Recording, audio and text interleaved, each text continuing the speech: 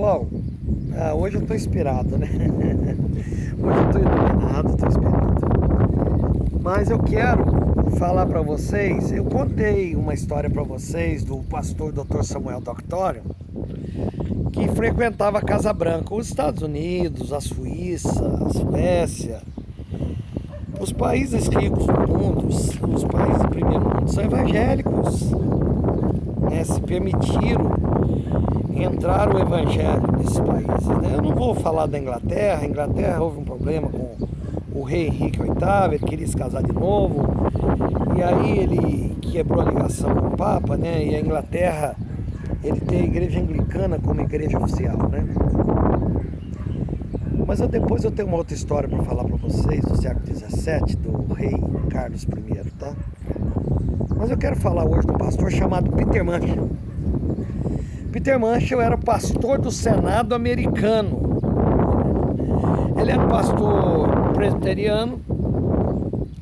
O Billy Graham foi um homem muito respeitado. Ele tinha acesso aos dois partidos políticos lá, né?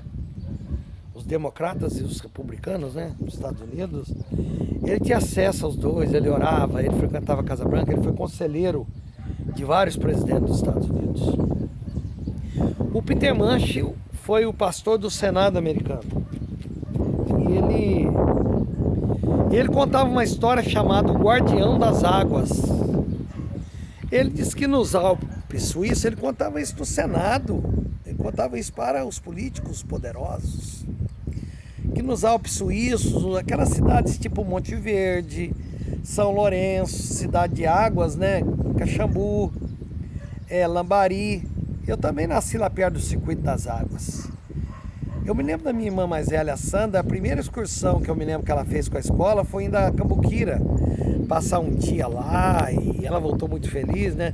Depois eu morei em Cambuquira, chamado lugar que tem as melhores águas, a melhor água do Brasil está em Cambuquira. Mas o Peter Manchel disse que foi contratado um homem para morar lá no meio do mato, né? Esse homem cuidava da nascente das águas e era um homem dedicado.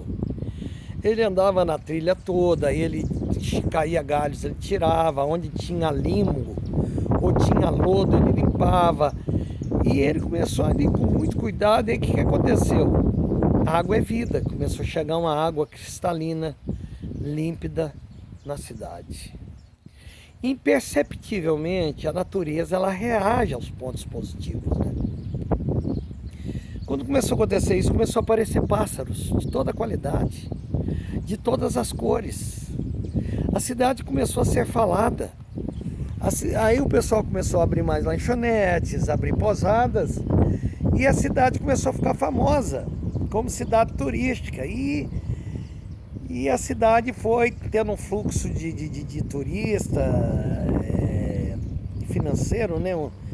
A cidade foi tendo dinheiro, a cidade foi crescendo. Aí passou uma gestão da prefeitura, passou uma segunda gestão, passou uma terceira, quando chegou numa quarta, um dia foi lido a receita e o gasto na prefeitura, o que entrava e o que saía. E foi lido o salário desse homem que era o guardião das águas. Um homem que vivia no mato, um homem que vivia no mato, um homem talvez que não tinha roupas de marca, de grife, né? Foi lido o salário, o vereador questionou, levantou a mão, logo fez uma proposta para demissão. Era um gasto supérfluo, era um gasto desnecessário, esse dinheiro serviria para outras coisas. Para ele, será que não era um salário alto? E aí propôs, outro apoiou e foi aprovado, né? Não entrou nem em discussão, né? Ninguém conhece o homem, esse homem não aparece na cidade, festa nenhuma ele é convidado, ele não é consultado para nada, mas aí mandaram ele embora, lentamente. As águas começaram a cair galhos, começou a criar limo. Primeira coisa que sumiu da cidade foram os pássaros. A água começou a chegar turva. Os turistas começaram a desaparecer. O centro financeiro da cidade está aí na bancarrota. Isso demorou algum tempo para ser percebido. Aí Fizeram depois uma reunião, uma assembleia extraordinária de urgência para analisar o que estava acontecendo com a cidade. Sem o turismo, a cidade não viveria mais. E aí chegaram à conclusão que o responsável por tudo aquilo era o guardião das águas. Eu me lembro das vezes que eu fazia culto com meus filhos, né, quando eles eram pequenos, eu, a Miriam, o Alessandro e o Anderson. E um dia eu resolvi falar com eles sobre autoridades da cidade. Aí eu comecei, vem cá, filhos, quem que é a maior autoridade da cidade? Aí começamos, o juiz, o delegado, fomos nomeando, né, os promotores, o prefeito, né, que está no cargo executivo. Fomos nomeando, né, o executivo, o judiciário, o legislativo, a diretora, e fui parando lá em casa, aqui em casa. Quem manda é o papai, depois a mamãe. E o meu filho caçula, muito inteligente, né? Eu tinha um cachorrinho. Eu fui presenteado, né? Eles foram presenteados por uma esposa de um gerente do Banco do Brasil, quando eu morei em São João Evangelista. Ela deu cria lá, os chihuahuas lá, e ela encontrou minha esposa na rua e ofereceu de presente para meus filhos, que eram pequenos. E a minha esposa mandou buscar esse chihuahua. E a minha esposa e meus meninos fizeram até a lista de nome. O nome dele era Spock, por causa de Jornada nas Estrelas. O cachorro, as orelhas dele pareciam as orelhas do Dr. Spock quando ele estava em sentinela. O meu garoto caçula naquele culto falou: peraí, então, agora se eu tô entendendo bem, quando só tá eu e o Alessandro, ele manda em mim. Então eu só mando no Spock, né? Falei, verdade. Quando não tiver ninguém em casa, nem eu, nem sua mãe, nem o Alessandro, tiver só o seu Spock, você manda no Spock. O Anderson é formidável, sabe? Meus queridos, sabe o que acontece? Nós achamos que o poder da cidade está na mão dos homens, mas a cidade não está na mão deles. Por exemplo, no carnaval, eles entregam a chave da cidade para o rei Momo. Quando o rock estava no auge, eu também já li a biografia de Raul Seixas, já li muito sobre o Elvis Presley, né, o chamado rei do rock.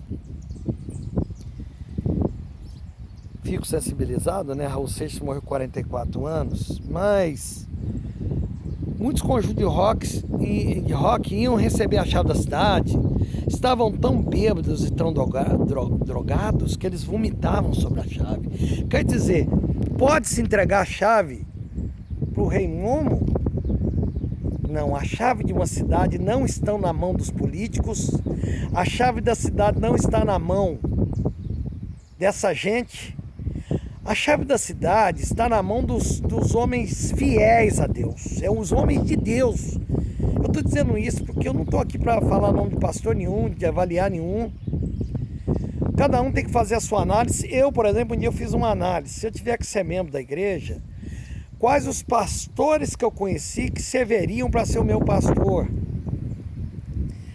Não foram todos conhecidos que eu conheço que serviriam. E também eu sei que eu não sou escolhido por muita gente, não sou escolhido, não seria escolhido. Mas olha só, quem cuida, quem traz coisas para uma cidade, é esses homens, é os pastores. Eu morei numa cidade, na última rua da cidade. Eu dizia que aquele samba do AGP, moro onde não mora ninguém, onde não vive ninguém, onde não passa ninguém, é lá onde moro. Olha só, eu dizia que esse samba foi feito para mim. Eu era o guardião das águas daquela cidade. Se naquela cidade tinha paz, se naquela cidade tinha ordem, não é por causa dos prefeitos, não era por causa dos juízes, não era por causa desses homens, era por causa de mim, que morava na última rua, que o calçamento quase chegava na porta da minha casa, mas era o guardião das águas. É esses homens que estão de madrugada orando, é esses homens que estão buscando a vontade de Deus, não só pregá-las, mas vivê-las. Eu quero dizer para vocês que eu já vivi o Evangelho com muita graça, com muita intensidade. Eu já orei mais. Das cidades onde eu saí, eu sempre saí vivo. Eu nunca saí devendo ninguém, eu nunca comprei fiado. Nunca tive vida de rico, né? Nunca tive vida de rico.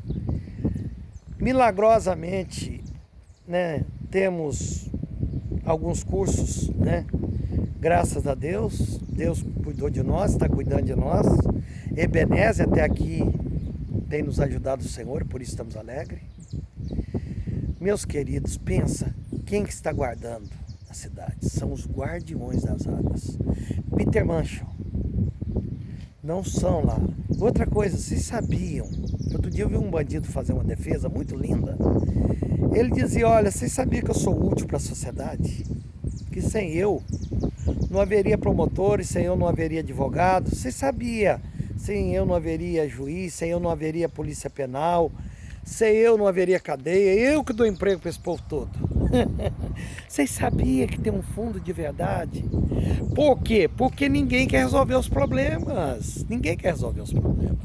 Porque se eles resolverem os problemas, eles ficarão sem emprego também. A verdade é essa. Nua e crua e em alto e bom som. Goodbye.